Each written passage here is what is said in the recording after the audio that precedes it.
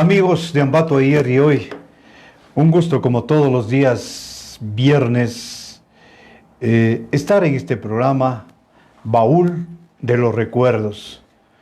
Cada semana un invitado especial en el que vamos analizando lo que ha sucedido y lo que queremos para nuestra ciudad de Ambato y obviamente para la provincia de Tungurahua y ese gran conglomerado que es nuestro país, el Ecuador. Hoy es un agrado presentar a un colega arquitecto de mucha trayectoria en diferentes facetas que nos da la oportunidad a nosotros los arquitectos de trabajar, sea en el diseño de edificaciones, en el aspecto urbanístico, porque es la característica de los arquitectos que salimos de la Universidad Central del Ecuador, arquitectos urbanistas. Vamos a conversar hoy con el arquitecto Saúl Medina Garcés. Antes de que el saludo de él, quisiera hacer una pequeña reminiscencia a la década del 80, a la década del año 70, cuando por esas épocas yo iniciaba mi relación como reportero en una radio. Tuve la oportunidad de conocer y tratar al licenciado Saúl Medina, padre de nuestro invitado. ¿Cómo no recordarle a don Saúl Medina en sus diferentes funciones como educador, como funcionario de la Dirección de Educación del Ministerio de Educación y como concejal de Ambato, ya por los años de 1988, 89, 90? ¿Cómo no recordarle a don Saúl Medina? Él, pues, trascendió en el tiempo, en la historia, y hoy tenemos a su hijo también con su mismo nombre, Saúl Medina. A él le damos la bienvenida, estimado Saúl. Bienvenido a este programa Baúl de los Recuerdos. Muchas gracias, Juan, por esta invitación.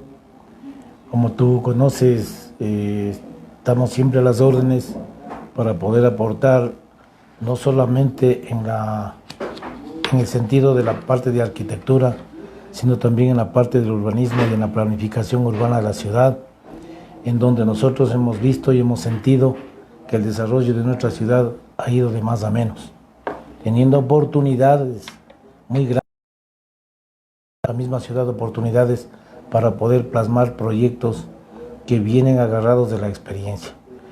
Vamos a hacer una pequeña reseña de quién es y cuál es su experiencia del arquitecto Saúl Medina. De edad, él la mayor parte de su ejercicio profesional lo ha realizado en la ciudad de Quito. En sus épocas fue un joven jugador de básquet, entiendo que hasta ahora lo practica. Él ha sido gerente de proyectos de vivienda en el municipio de Quito, gerente de algunos proyectos de rehabilitación e intervención de casas patrimoniales, fue coordinador en la ejecución del proyecto del Terminal Quitumbe, ha sido parte de la rehabilitación de la Ronda, del sector de La Marín, coordinador del programa Mejoramiento de Barrios, que tanta falta hace aquí en Ambato, con un préstamo del BID, experiencia en identificación, evaluación, factibilidad para la rehabilitación de viviendas en el centro, convirtiéndolas en inmuebles bajo el régimen de propiedad horizontal. Ha sido representante a la Comisión de Áreas Históricas, a la Comisión de Comercialización. Él, entre otros aspectos, ha tratado un perfil de funicular de ida y vuelta en Quito, en el Panecillo, proyectos en la cima del Panecillo, la rehabilitación de viviendas en el centro histórico, y en Ambato hasta recientemente estuvo de director de infraestructura de la Universidad Técnica de Ambato, otras varias de conjuntos habitacionales. Luego, en el momento oportuno, vamos a tratar, y precisamente es el objetivo de este Baúl de los Recuerdos, primero recordar un poquitito de Ambato, luego saber qué es lo que queremos hacer por Ambato, para este Ambato, para nuestro Ambato, para este Ambato que ya trasciende a su bicentenario. Hay que recordar que en el año 2020 cumplimos el bicentenario de la independencia de Ambato. Ahora sí, dejémosle hablar un poquitito a Saúl. Saúl, tú debes acordarte algo de cómo era tu Ambato allá en el 72, 73, cuando tú estudiaste en el Colegio La Salle, en la Escuela La Salle. ¿Cómo era, Saúl? Bueno, recordando nuestra infancia y nuestra juventud, yo salí de aquí, de Ambato, en el año 1973, cuando las calles todavía eran empedradas. Vivíamos nosotros en la avenida 12 de Noviembre y Unidad Nacional. Ese Ambato todavía era un Ambato en el cual todo el mundo nos conocíamos. Las casas de los vecinos, de los compañeros eran cercanas, es decir, todo lo hacíamos a pie. No había mucha contaminación producto de la circulación y la cantidad de vehículos que tenemos ahora. Es decir, ha habido unos cambios vertiginosos en todo aspecto, ¿no? Un aspecto arquitectónico, aspecto urbano, un aspecto económico, social.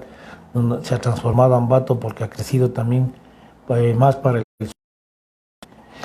el... ¿Tú recuerdas cómo era el sistema de comercialización? Las carretas que habían jaladas por los caballos. A ver, cuéntanos algo de esas experiencias, porque somos contemporáneos.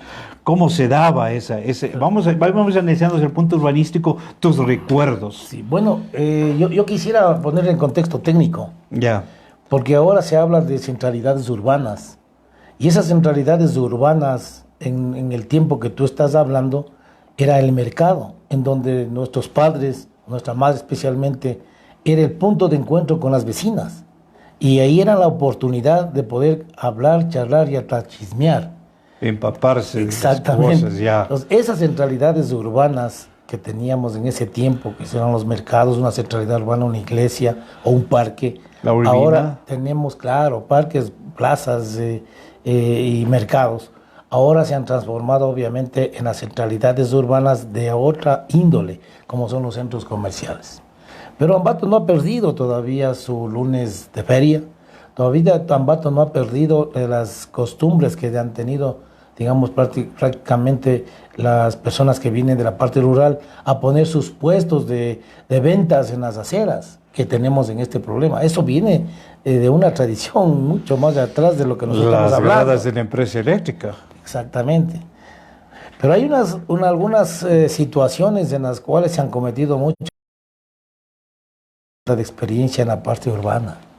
Entonces esos errores a nosotros nos está costando en este momento algunas cosas que se tienen que refuncionalizar, porque todas las construcciones que en este momento tenemos que refuncionalizarlas. Necesitan refuncionalizarlas. Necesitan que éstas respondan a una necesidad de la época. Ahora, yo te decía, por ejemplo, vamos a llegar al punto de los famosos juegos de la cancha mera. Pero vamos primero un poquitito. ¿Cómo era el transporte urbano en el año 73? ¿Tú te acuerdas? Claro, tú recordarás los buses de la cooperativa Tungurahua Y la Unión. y la Unión. Eran los únicos. Las dos únicas buses de transporte urbano. Ahora, tú recordarás que en ese tiempo, si nosotros vivíamos en la 12 de noviembre en la Nacional y mi colegio era en la Cuenquinamera, nosotros nos íbamos a pie. Solo cuando nos atrasábamos cogíamos el bus. Entonces, hay muchas cosas que hasta el momento nosotros lo hacemos a pie porque Ambato está concentrado en el centro. ¿Tú te acuerdas del bus, por ejemplo, de San Antonio? Soy vicentino. El bus el más lejos que llegaba era el de la San Antonio. Claro. Que daba la vuelta en lo que es el redondel de la San policía. Antonio Ingaurco, ¿te San acuerdas Antonio la línea? Ingaurco, sí. ¿Te acuerdas la línea? Sí. Ajá. La otra vía línea, en Miraflores Ingaurco. que hasta ahora Hasta ahora existe, claro. Pero es que el Ambato, ¿cómo le delimitas tú en el año 73? En el año 73, casi todos nosotros queríamos, equivocadamente, que las calles del centro sean pavimentadas, asfaltadas. Y empezó eso con Ricardo Callejas. Empezó desde las Ceballos, desde el cementerio, a hacerse pavimento rígido. Acuérdate. Lamentablemente, y por el eje que nosotros tenemos, la calle Ceballos, se tuvo que mermar, se tuvo que destruir muchas fachadas coloniales que en este momento nos están haciendo falta para nuestra historia y nuestra identidad. En ese tiempo que nosotros estamos hablando, fueron tiempos en los cuales nosotros no miramos el crecimiento de la ciudad.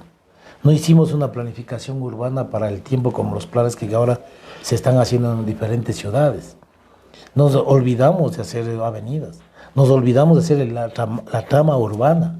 Por eso en este momento nosotros hacemos, y eso pasa en muchas ciudades, de que primero están asentándose como viviendas y luego hacen las calles. El mismo Quito lo que está pasando. Claro, eso no se puede culpar solamente a nuestra ciudad. Eso sucede prácticamente hasta en toda la América Latina. Aquí en Ambato, pues ya no tenemos una frontera agrícola, frutícola. Ya prácticamente Huachi Grande está desapareciendo. Pero no nos vayamos lejos. Los terrenos claro, lo de sector Pillo, Antiglata. Eran los huertos de Claudias, pero de un tamaño considerable. Claro. Entonces hemos perdido huertos porque ha avanzado el urbanismo, ha avanzado las construcciones urbanas. Eso hemos perdido huertos y sigue avanzando, ¿no? Claro, porque como tú dices, es una carencia de planificación urbana, porque si se preveía con un plan, luego de lo que sucedió con la Junta de Reconstrucción de Sisto Durán, de Moreno, de Garcés, que son los autores de ese plan de ordenamiento de Ambato luego del terremoto. Mira, Juan, que es un tema que ahorita tocaste, es muy importante, darle una relevancia a los primeros fundadores de nuestras ciudades, considerando como ejemplo para eso. Nosotros nos olvidamos de dejar reservas para parques. Ambato carece de parques. Ambato carece, si bien es cierto, de una ciudad de las flores y de las frutas, pero estamos ya perdiendo las flores y las frutas. Mira cómo te voy a descifrar cómo en aquellos que fundaron la ciudad se preocuparon de los parques. Te pregunto a ti, ¿qué distancia hay entre el Parque Montalvo y el Parque Ceballos? 2 cuadras. ¿Qué distancia tienes del Parque Ceballos al Parque 12 de Noviembre? 100 metros. ¿Qué distancia hay a los mercados? Todo se concentró. De ahí, Juan, no se ha visto más parques. Entonces se fue proliferando los parques y tenemos la situación en cual, en el Parque Juan Benino Vela, en el Parque de la Merced, ya están más lejanos. Si tú consideras lo mismo, el mismo ejemplo, en Quito, ¿qué distancia tienes tú de la Plaza de la Independencia a la Plaza de San Francisco? ¿Qué distancia tienes tú de la Plaza de San Francisco a la Plaza de Santo Domingo? ¿Qué distancia de la Independencia a la Plaza del Teatro? Bueno, ¿Y ahí qué vamos a entrar un poquitito acá? a hablar del tema de urbanístico. Bueno, Estás por ahí. ya, bueno, eso todo ese diseño de las ciudades, si vamos a hablar de ciudades, ofrecen al diseño de la ciudad. Sí, que tú tenías la plaza de la iglesia y la plaza comercial y las 7 calles, que es lo que decía una norma borbónica. Sí, eso tal vez de alguna forma se trató de replicar también en el Ambato en 1628, luego de la cuestión esta del Cariguairazo. Sí, es cuando, digamos, se mantiene esa trama urbana original de la colonia, que por cierto, de la colonia, ellos, los españoles, como tuvieron influencia de los romanos, es del arquitecto Vesubio. Así es. Eso se vino replicando y no hubo un Jones Odriozola que vino con una visión un poco más grande, más amplia. Eso es lo que no tuvimos aquí en Ambato. Hay un corregidor, Bernardo Darquea Burray, en 1700. Él hace una propuesta ya de arborización en la ciudad de Ambato, pero nadie le tomó en cuenta. ¿Quién le tomó en cuenta? Mucho, pero sin arborización, es el trazo urbano de la ciudad de Riobamba. Ahí hay un proyecto que se puede hacer aquí en Ambato, que se puede llamar el Ambato Verde, en donde tú consideras, identificas las aceras que tengan más o menos más de 1,20 m, donde tú puedes hacer un programa, no un proyecto, porque es diferente un programa y un proyecto en donde tú tienes que prácticamente poner por decirte, 2 plantitas frente a la casa. Esas 2 plantitas corresponden a esa residencia y esa residencia tiene que hacerse cargo de esas No plantas. esos maceteros que nos pusieron. No, los maceteros es una equivocación. ¿Por qué? Porque eso a lo mejor ha marcado una inseguridad y una falta de fluidez en la... Ya. Vamos luego más de tema. Vamos, quiero llegar al punto de la cancha mera. Tú fuiste basquetbolista. Claro. ¿Cómo eran esos partidos a muerte? Cuéntanos algo de tu experiencia, porque tú fuiste un protagonista dentro de la cancha mera, jugando con la Salle contra el Bolívar, contra el Guayaquil, contra el Martínez, que eran los colegios que siempre estaban en enfrentamiento y que salíamos a terminar el partido en buenas lides en las calles aledañas. Cuéntanos un poco de esas experiencias. Destrozando el colegio Mera, rompiéndole los vidrios y todo un caso, ¿no? Bueno, ese es... ¿Nombres? ¿Te acuerdas a alguien del equipo o de tus equipos? Bueno, yo empecé a jugar básquet cuando tenía los 11 años de edad. Empecé en escuela ganando el campeonato interescolar en la cancha de la Inmaculada, en una final con la escuela Luisa Martínez.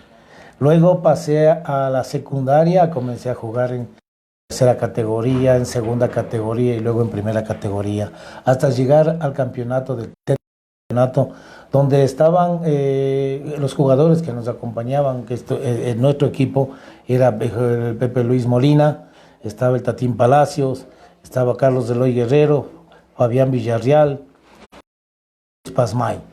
Entonces ese era el quinteto. También estaban atrás Carlos Vaca, los Palillos Jaramillo y un poco de personas, digamos, que estaban atrás acompañándonos esporádicamente.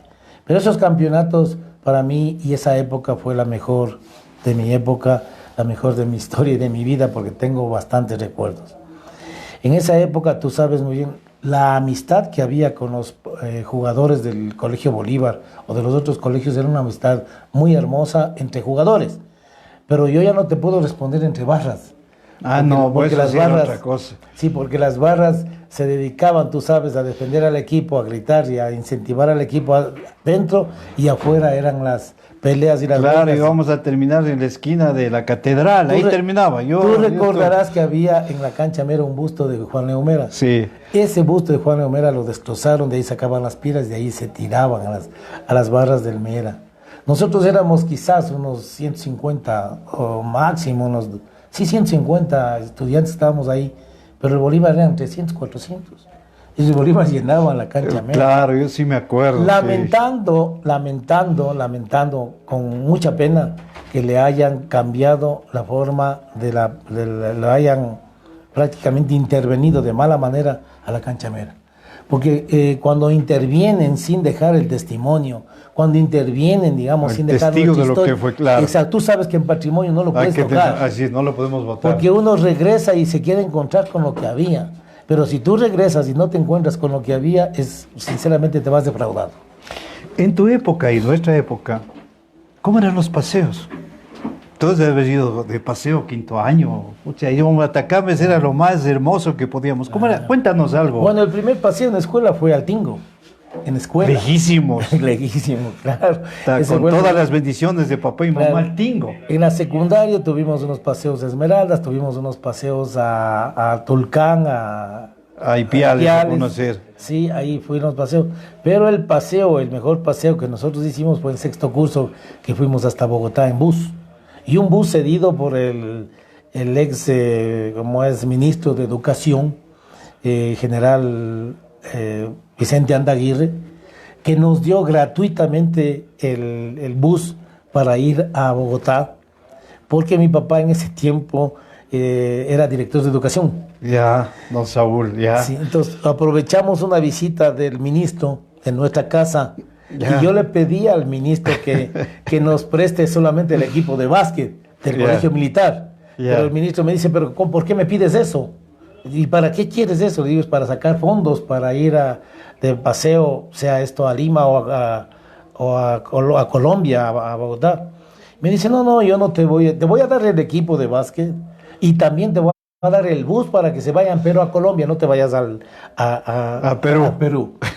Dicho y hecho, también habían amigos que eran parientes del general Rodríguez Lara. Ya, Rodríguez, ya. Y pudimos conseguir el carro. Y no solamente consiguió la pensionera, también consiguió el Colegio Ambato, recuerdo muy bien. Al Colegio Ambato también le consiguieron ese carro. Y se fueron los dos colegios a Bogotá de paseo. Claro, nos fuimos, hicimos algunas programaciones para ver si nosotros teníamos fondos. Y no vas a creer que cuando regresamos en Tulcán, el Rodrigo Romo, el patrón Romo, que era nuestro titular del curso, como era nuestro profesor y entrenador, al regreso nos devolvió dinero de que nos había sobrado del paseo. ¿Y cuánto se demoraron en esa anécdota? Mira. 21 días. Pues salimos de paseo 21 al final del julio de 1973. Volvamos a Ambato, el socavón. ¿Qué hacían ustedes en el socavón, los de tu sector de la 12 de noviembre? ¿Cómo era el socavón? Bueno, yo sí pude aprovechar y usar el socavón. Primero porque estaba cerca de mi casa, 12 de noviembre, Unidad Nacional. Ya. Pero el socavón, yo pertenecía a un equipo de fútbol que se llamaba Peñarol, que participábamos a nivel barrial. Nos levantábamos a las 5 de la mañana para entrenar en el socavón.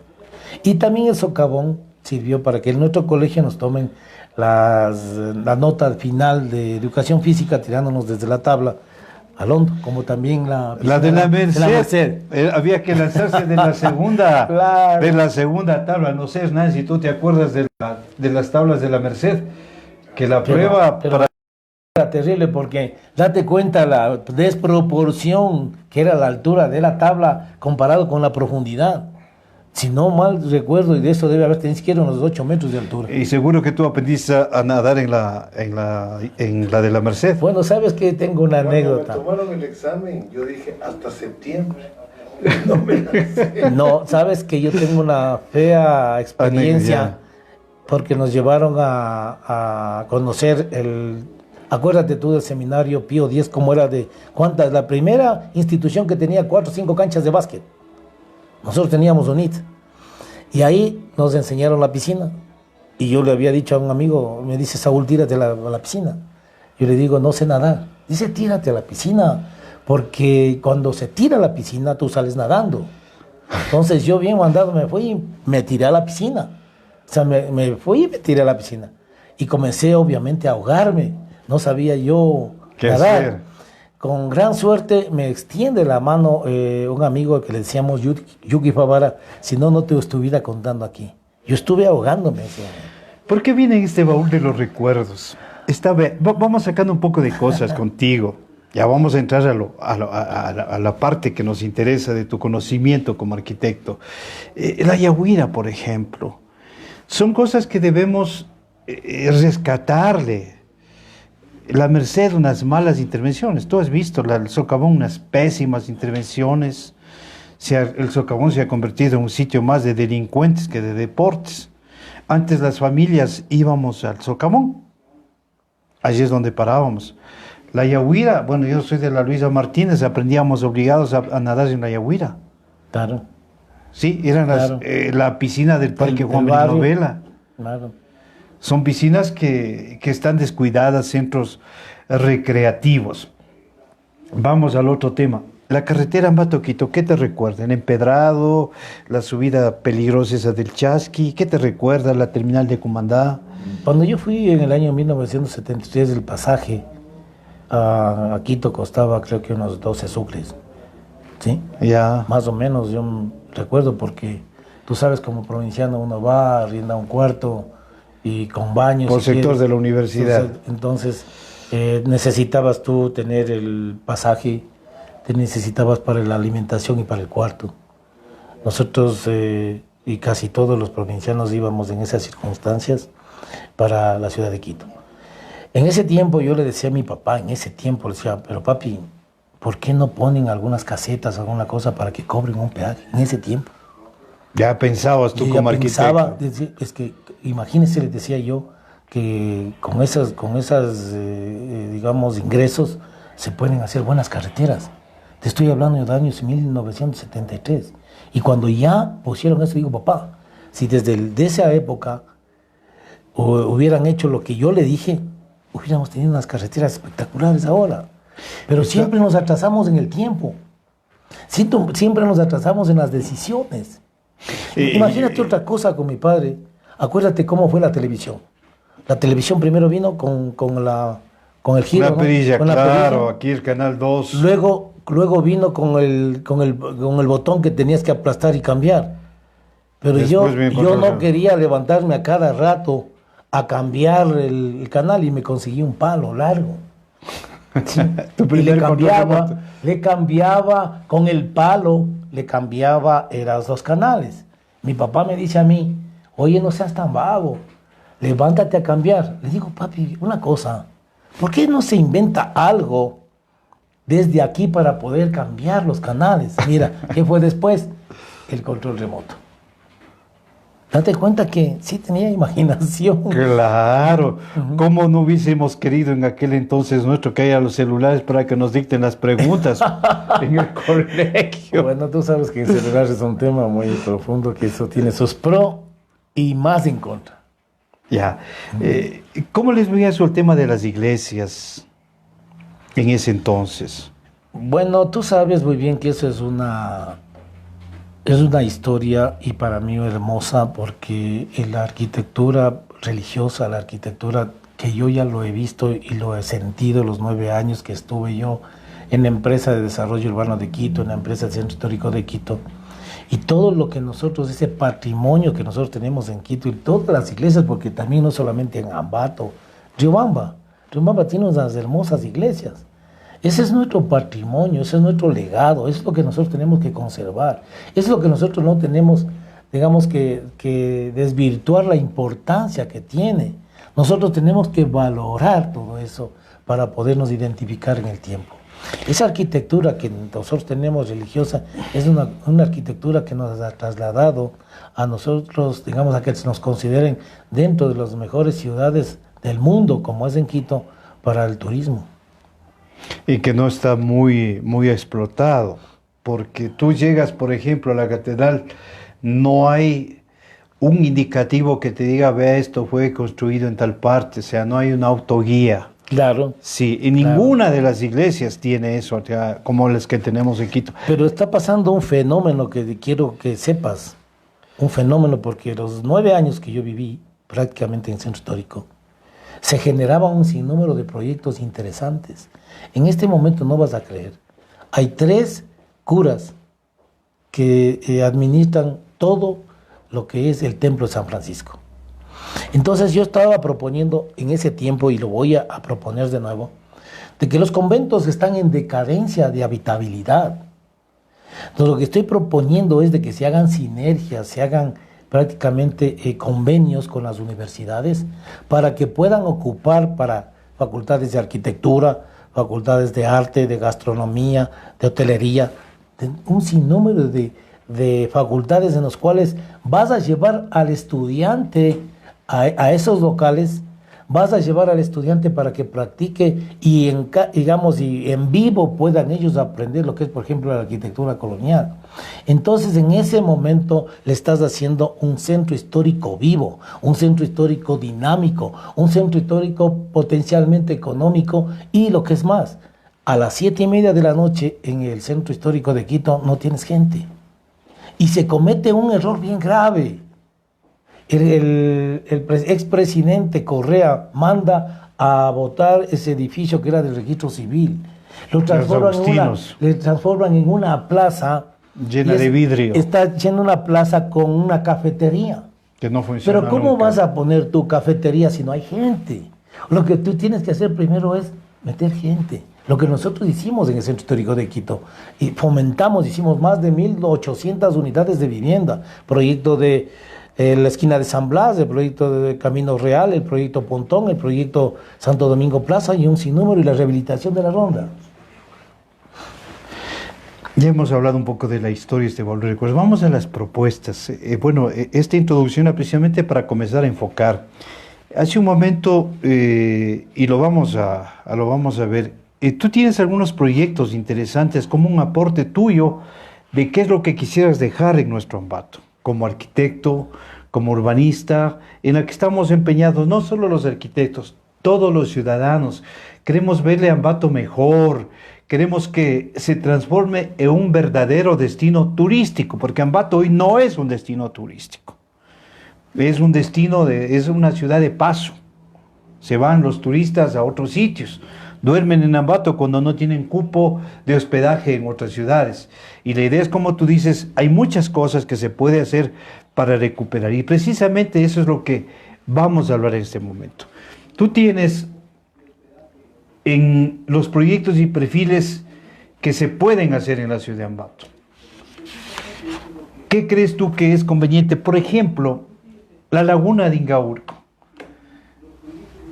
Es prácticamente una pésima intervención arquitectónica urbanística, porque se podía hacer algo mejor. Se mantuvo el mismo nivel de las aguas y prácticamente es un sitio inmundo. ¿Sí? ¿Qué planteas tú? ¿Qué propones? Vamos a enseñar también algunas láminas que tú tienes. Vamos a ir analizando parte por parte lo que tú tienes, la Urbina, la 13 de abril, que me parece, desde el punto de vista turístico, muy interesante. Bueno, mira, Juan, nosotros tenemos que primero pensar en que los proyectos que se pueden proponer a la ciudad de Ambato no tienen que ser unos proyectos aislados. Se ha trabajado en Ambato con proyectos aislados. Dime una situación. El proyecto de las escaleras mecánicas que están construyendo es un proyecto aislado. Ese no enlaza con ninguna... No articula con nada. Entonces, los proyectos en Ambato tienen que ser proyectos integrales. Eso se lo he dicho algunas veces, en algunas reuniones. Y frente al alcalde Javier Altamirano. Si nosotros concentramos nuestros esfuerzos, todos los arquitectos, y miramos a la ciudad como se debe mirar, sin intereses personales, sino solamente viendo la imagen que podemos dar y cambiar a la ciudad, es una cosa muy diferente. ¿Por qué? Porque tú puedes medir un proyecto que tú propones a nivel de impacto.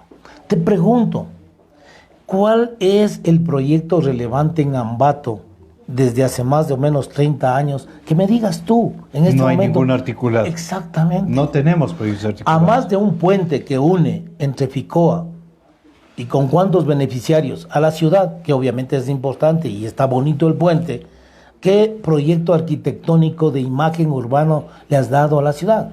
Cuando en el Parque Montalvo se han hecho con N intervenciones, cada arquitecto pone su gusto en el Parque Montalvo y ahí queda. Se habla este momento que se va a intervenir de nuevo el Parque 12 de noviembre. Sí. Si mal no recuerdo que son unos 10 años que se intervino. Cuando van a intervenir el Parque 12 de noviembre, ¿está hecho un estudio integral? ¿Está presentado a la sociedad un estudio integral? Mira, hay dos laderas que yo me he fijado, dos laderas en las cuales uno tiene que ver como un cuadro qué impacto tiene para la ciudad. El primero, la ladera que es justamente de la laguna. Todo ese tugurio que tú dices se parece a un estilo de viviendas de última, porque son techos de zinc y tú ves todo eso allá. Y dos, la otra ladera, la ladera que viene desde la Loma o el Parque Juan Benigno Vela a la calle 13 de abril. Dos cuadros de impacto que pueden cambiar nuestra ciudad. Solamente esos dos proyectos. Ahora mira una cosa. Tú tienes que pensar, Juan, en que un alcalde tiene que tener un proyecto emblemático. En la época de Sixto Durán Ballén, el proyecto emblemático fue el túnel del Placer de San Juan, la Occidental. En el tiempo del Negro Paz fue el Trole, luego Le Cabía, luego con Paco Moncayo, el túnel a Guayasamín. Cada uno hace un proyecto emblemático. ¿Por qué? Porque tú a la ciudad le tienes que dividir de esta manera. Tú tienes un eje que es mantenimiento. El eje de mantenimiento es que vas a hacer las aceras, que tienes el bacheo, que tienes el alcantarillado, el agua potable, todo eso. Y para eso hay un plan. Ese plan tengo yo aquí puesto en carpeta que se llama Mejoramiento de Barrios, que ya lo hicimos en Quito. 200 barrios con préstamo BID, se lo hizo y se hizo realidad. ¿En dónde nosotros intervenimos?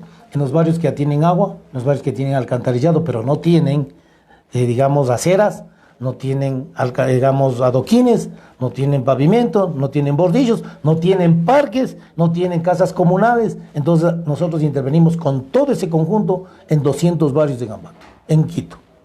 esa experiencia de hacerlo acá puede financiarse.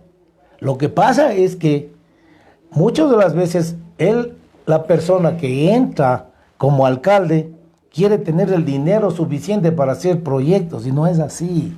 Cuando no hay dinero hay que hacer gestión y hay que saber hacer gestión para llevar a cabo los proyectos. Este proyecto del BID, que es mejoramiento de barrios, ese está sustentado porque el BID te da un préstamo cuando sabe de dónde vas a pagar. Y cuando tú haces un mejoramiento de barrio, tú estás mejorando el barrio y subes el impuesto predial. Y cualquier persona no te va a rechazar este mejoramiento porque sabe que ya tiene acera, sabe que ya tiene una buena calle, sabe que tiene un parque, sabe que tiene un área comunal. Entonces eso es un mejoramiento. Yo pongo unos 10, 20 dólares más al año por tener esto. Entonces nosotros no tuvimos ningún rechazo de los barrios. Mira, de Saúl, Quito. ahí sana envidia Guayaquil, al alcalde Nebot. Cómo recuperó muchos barrios de Quito. Y obviamente, de Guayaquil, como tú dices, eso es un ingreso más para el municipio, porque aumenta su plusvalía y toda la ya. Hablemos un poquito del proyecto que tú tienes, le vamos a presentar en cámara. Tú tienes un proyecto, a ver si nos puedes explicar un poquitito de una intervención, una propuesta de intervención, lo que es la Laguna Saúl. Bueno, lo he considerado la laguna parte de un proyecto integral que se pueden hacer y llevarse a cabo por etapas. La primera etapa es justamente la rehabilitación de la laguna, en la que no salgo de la esencia de lo que es el agua, que es el factor principal, que vamos nosotros a replicar lo que había ahí, un agua, pero ya no es la laguna de aquellos tiempos. Es un espejo. Exacto, es un espejo en el cual nosotros vamos a tener la parte superior la laguna y en la parte inferior vamos a tener 47 o 57 locales comerciales. En unos módulos en los cuales tú puedes poner ahí tipo malecón de Guayaquil, artesanías, puedes poner todas las souvenirs en los cuales tú puedes negociar estos locales para que se puedan sostener y puedan construirse este proyecto. Entonces en la parte inferior están los locales comerciales, en los corredores tienes un cielo raso de vidrio donde tú puedes ver el agua con peces en la parte de arriba, y tú en el nivel justamente de los locales bajas unas gradas eléctricas y te conectas con un bulevar que conecta. Segunda etapa, es la segunda etapa, te conectas con los centros comerciales Juan Cajas y el Ferroviario. A los centros comerciales Juan Cajas y el Ferroviario no hay que dejarles sumergidos donde están, hay que subirles en el mismo sitio con unos subsuelos para estacionamientos. O sea, integraría también, un malecón en lo que es la estación del tren. Por supuesto, hay un malecón, hay un malecón que conectan los dos centros comerciales, que son, digamos, un punto potencialmente económico, y que esto se sustenta con otro tercer proyecto.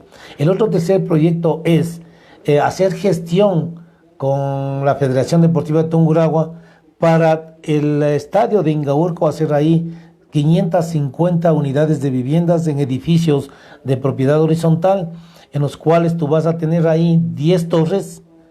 Eso es gente. 10 torres. Entonces, ¿qué estás? Estás anclando la vivienda con los proyectos, estás anclando la vivienda con el Centro Comercial Juan Cajas, estás anclando la vivienda con el Centro Comercial Ferroviario, y además de eso lo estás haciendo turístico, porque este tipo de proyectos no hay en el Ecuador. Tú no tienes una laguna encima y abajo locales comerciales. Y en la parte de atrás, en donde ahora están las canchas de vóley, ahí se hace un paso deprimido, en el cual pasan los vehículos por debajo que vienen del cementerio y se van a la Avenida América, y de la Avenida América también por ahí. No tienes necesidad de pasar por el redondel del Comandante. Entonces, tú vas a tener ahí como 3 niveles. Tú tienes ¿puedes aquí, indicar, por favor? Tú tienes aquí los locales comerciales, tú tienes aquí los pasos deprimidos, y el bulevar viene por acá. Tú puedes darle la vuelta a la hoja para que tú para poderles explicar mejor. Sí, aquí tenemos.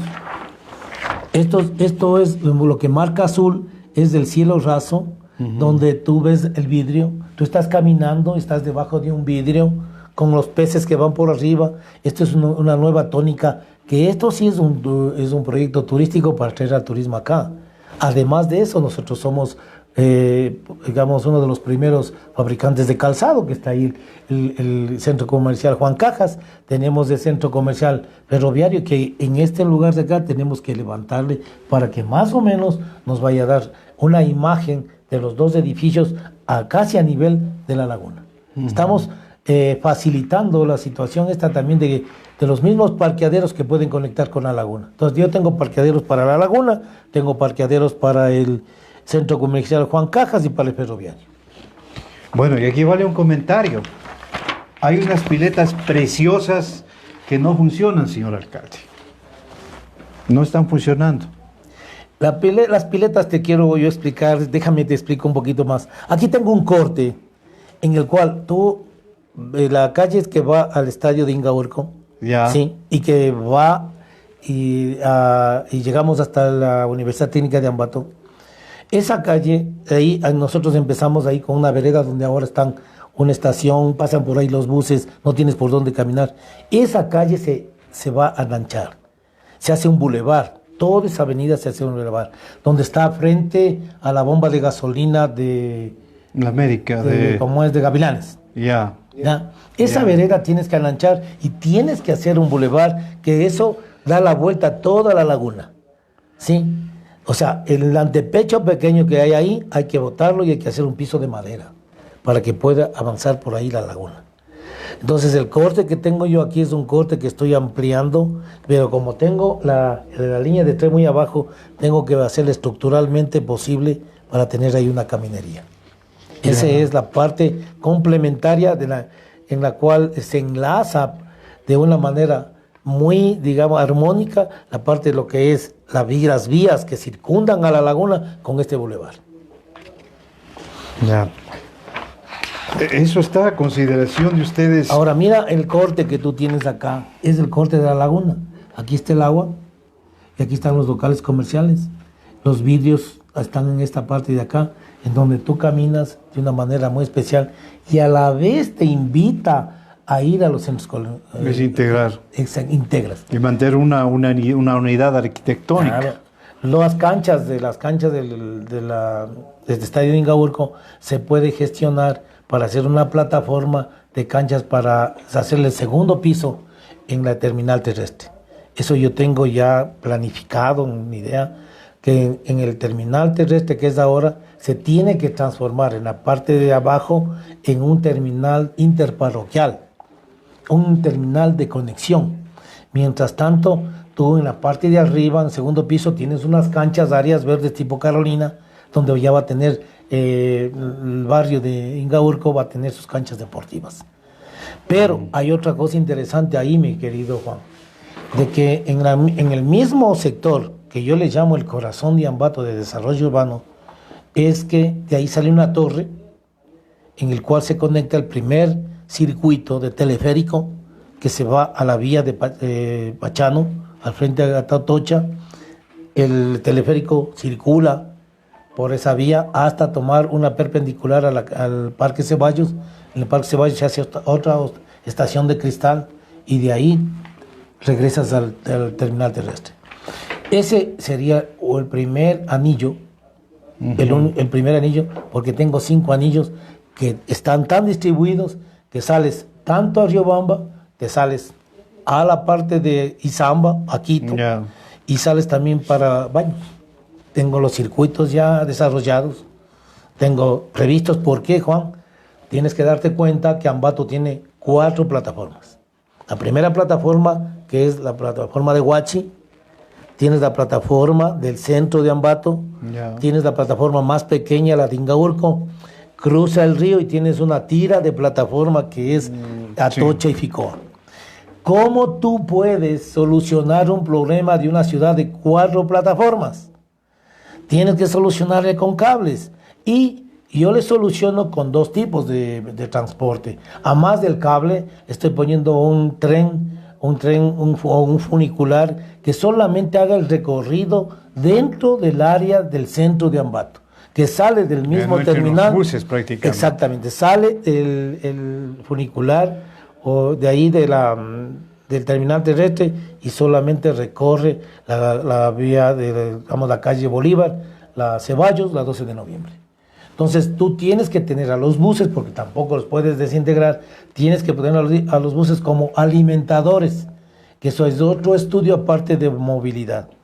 Pero que es muy importante en este momento de que nadie le está tocando y en Quito ya lo están haciendo. No sé cómo consiguen más vehículos para seguridad, cómo consiguen que van a tener los buses eléctricos en Quito y nosotros no conseguimos, porque aquí la solución inmediata son buses eléctricos acá para poder eliminar la contaminación. Sí, porque, bueno, leí ayer o anteayer que superaron la prueba los buses eléctricos allá en Quito, subiendo pendientes. Sí, ahora vamos, hay un tema bastante importante. Tú tienes un proyecto bastante interesante de la Plaza Urbina. Lo del teleférico quedará para otra ocasión, que nuestro director nos lo permita tenerte por acá. Hay un proyecto bastante interesante de regeneración de la 13 de abril y de la Plaza Urbina. Me parece bastante interesante porque se trabaja en urbanismo. A ver si nos explicas, por favor, Saúl. Bueno, tú sabes muy bien que la calle 13 de abril está deteriorada. Deprimida al máximo. Nadie quiere saber de las viviendas, nada por el estilo. Pero ahí es donde nosotros los arquitectos tenemos que intervenir, porque nadie le da el valor que realmente tiene ese sector. Patrimonial, claro. Tú tienes, como te dije anteriormente, tú tienes otra ladera que es fea. ¿Cómo podemos medir el impacto con las ideas y propuestas que se pueden hacer? Pues ahí tenemos otro cuadro que podemos mejorar. En ese sentido, esa ladera, lo que se tiene que hacer ahí son unos volados aterrazados, en donde la gente pueda mirar a la ciudad a sus pies. Y eso se integra con la grada que está construyéndose actualmente. Pero la grada está muy lejos de donde están las terrazas. ¿Ya? La situación es de que estos aterrazados vienen a potencializar, porque también hay que hacer un proyecto de estudio de fachadas, ¿sí?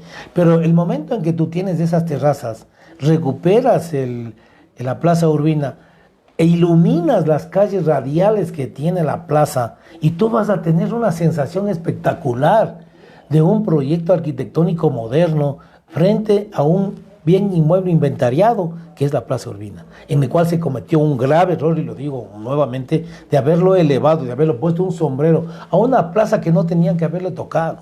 Esa plaza tiene que regresar a ser lo que fue.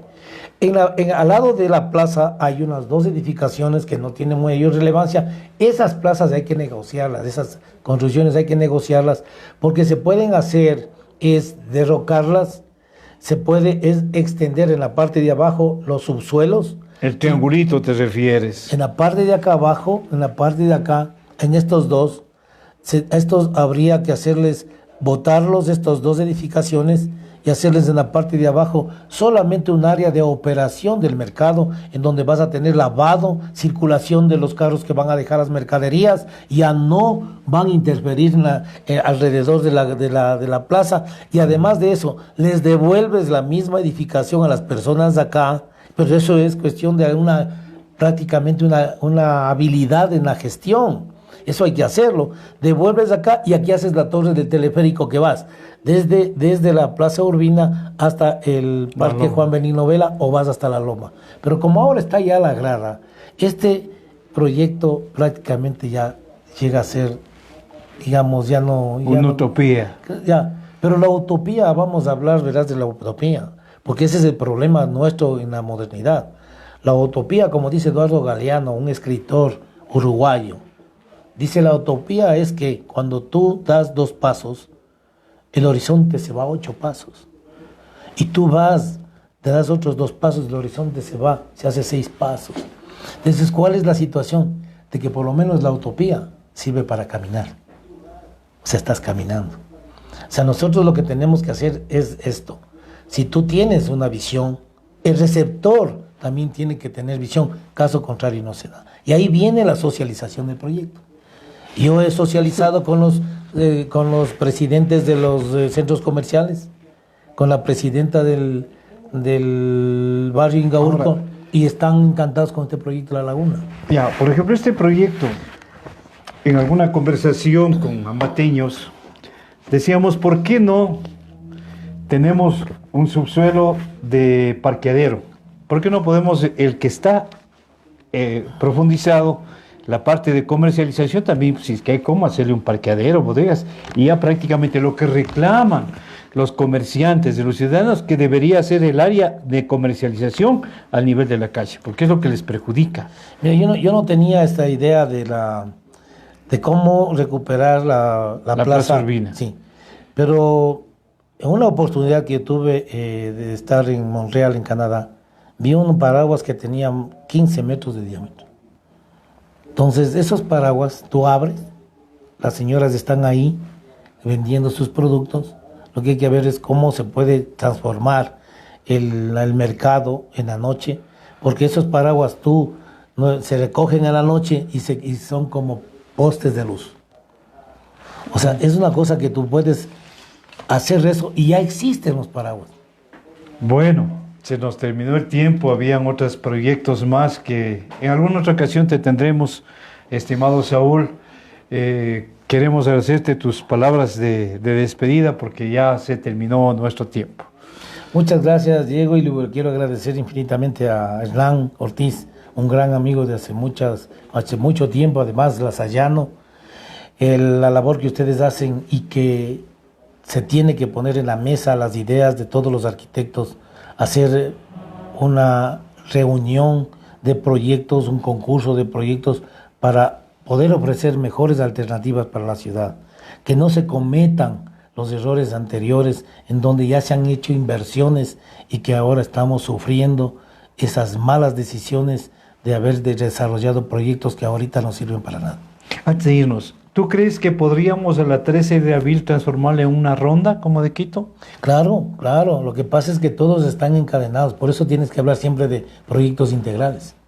Tienes que ir a la vivienda, acuérdate, la vivienda es la base primordial para cualquier proyecto. Si tú tienes hábitat, eso funciona. Si no tienes hábitat, no funciona. Muchísimas gracias al arquitecto Saúl Medina Garcés, un ambateño, un arquitecto que ha hecho su vida profesional en Quito y en otros países. Gracias a ustedes, amigos, y hasta la próxima semana de Baúl de los Recuerdos. Diego. Tómate la agüita, Diego. Diego. Diego. Diego.